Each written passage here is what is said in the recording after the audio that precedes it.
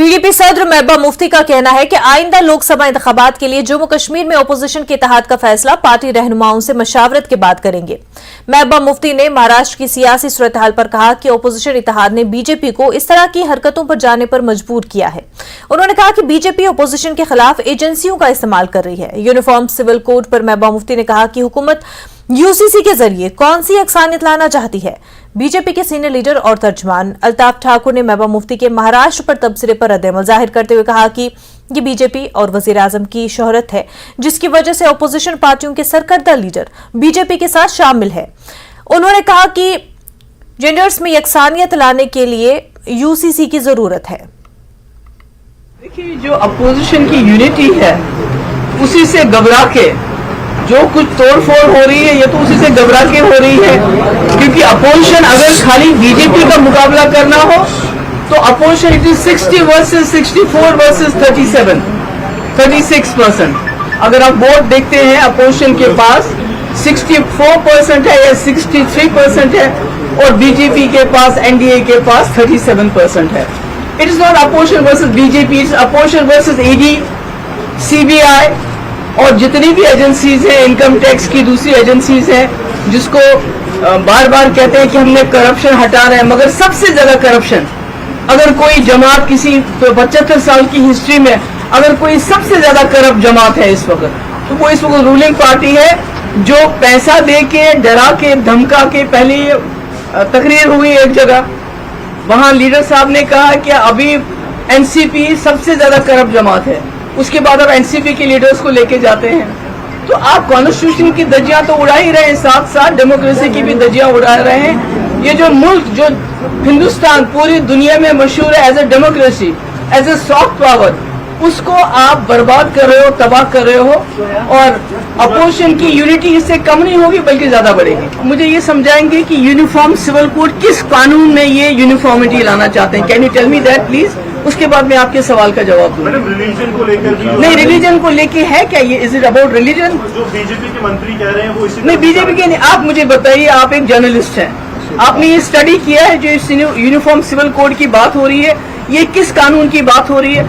हाँ, हमारे पास already uniform criminal code है और वो बहुत अच्छा चल रहा है, क्योंकि बिल्किस बानो के रेपिस्ट को छोड़ दिया गया और हमारी जो पहलवान बच्ची हैं उनका रेपिस्ट खुला घूम रहा है।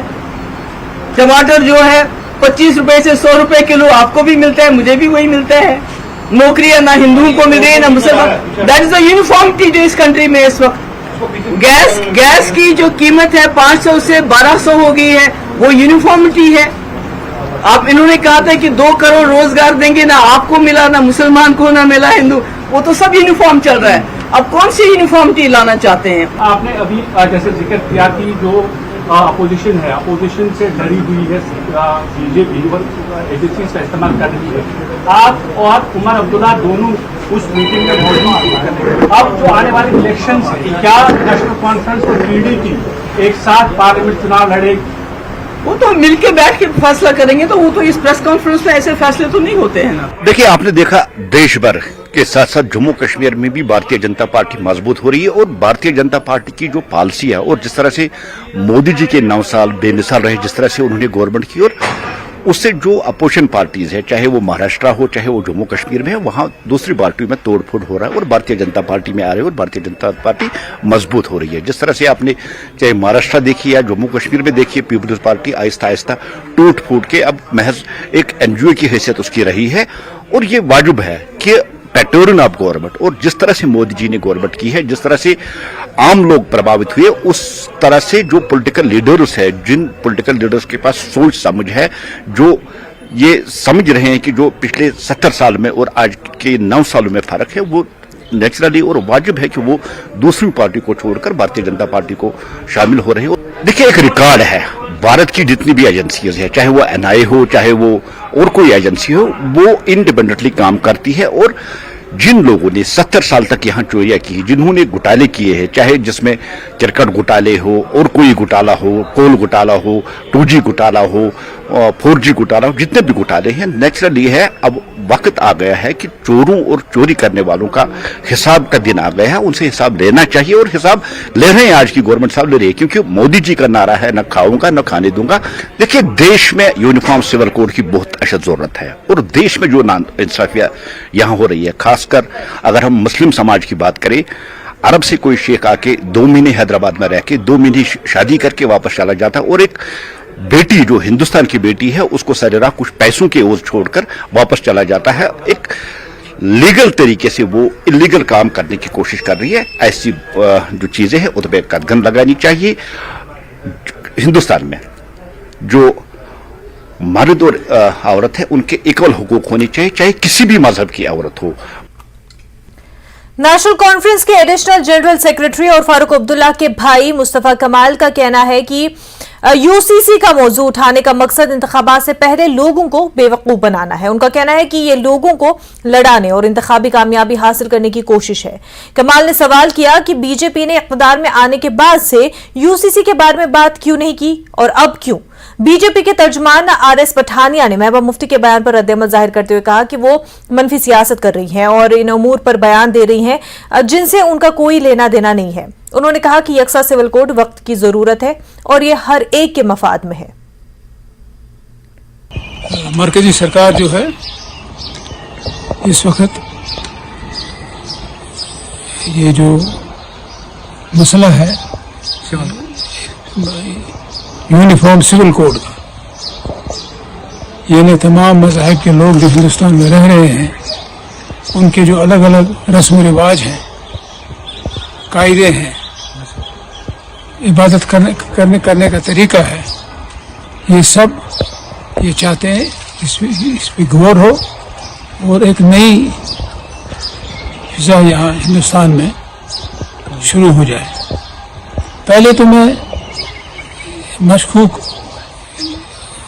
समझता हूँ ये जो कदम इन्होंने उठाया है, अगर नेक नीति से होता, हिंदुस्तान के लोगों को फायदा मिलने का होता या सरकार को जायज़ फायदा मिलता, तो फिर ये 10वां साल जो उनका हुकूमत का बीजेपी का चल रहा है इस वक्त हिंदुस्तान में, तो 9 साल जो गुजर गए, करीब करीब 10 साल जो गुजर गए, इनमें याद क्यों नहीं आया ये जो है कॉमन सिविल कोड, ये एक इन्होंने चिड़िया छोड़ी है और तमाम लोगों का, चाहे इनके हामी हो या इनसे मुखालिफ हो, तमाम रियासतों के लोग जो है इसी तरफ माइल हो जाएं।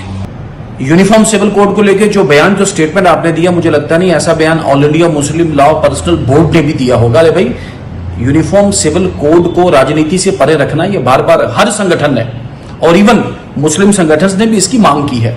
हर एक धर्म के कानून को रिफॉर्म करना, उसको एक नया रंग, नया स्वरूप, एक नई शक्ल देना, ये तो एक वक्त की, जिसे कहते हैं तकाजा है, समय की जरूरत है और भारत के संविधान का, जिसे कहते हैं मैंडेट है। भारत की कानून साज असेंबली ने उस वक्त आर्टिकल जो 44 धारा 44 जो संविधान में दी, उसका तो बेसिक पर्पज ही है। लेकिन मुझे लगता है संयम, समझ और सूझबूझ की थोड़ी कमी है, इसलिए ऐसे बयान। इस वक्त की बड़ी खबर, जम्मू कश्मीर से दफा 370 को खत्म करने का मामला, सरकार के फैसले को चैलेंज करने की अर्जी पर समाअत होगी। सुप्रीम कोर्ट की 5 रुकनी बेंच इस मामले पर समाअत करेगी। 11 जुलाई से सुप्रीम कोर्ट की बेंच इस पर समाअत करेगी। वहीं इस पर उमर अब्दुल्ला का रद्द-ए-अमल भी सामने आया है। बिलाखिर बेंच की तश्कील अमल में आई। पूरा मामला आर्टिकल 370 हटाने का। आपको बता दें कि सरकार के फैसले को चैलेंज करने की अर्जी पर समाअत होने जा रही है। सुप्रीम कोर्ट की 5 रुकनी बेंच 11 जुलाई को समाअत करेगी। वहीं इस मामले पर उमर अब्दुल्ला का रद्द-ए-अमल सामने आया है। उन्होंने कहा है कि बिलाखिर बेंच की तश्कील अमल में आई।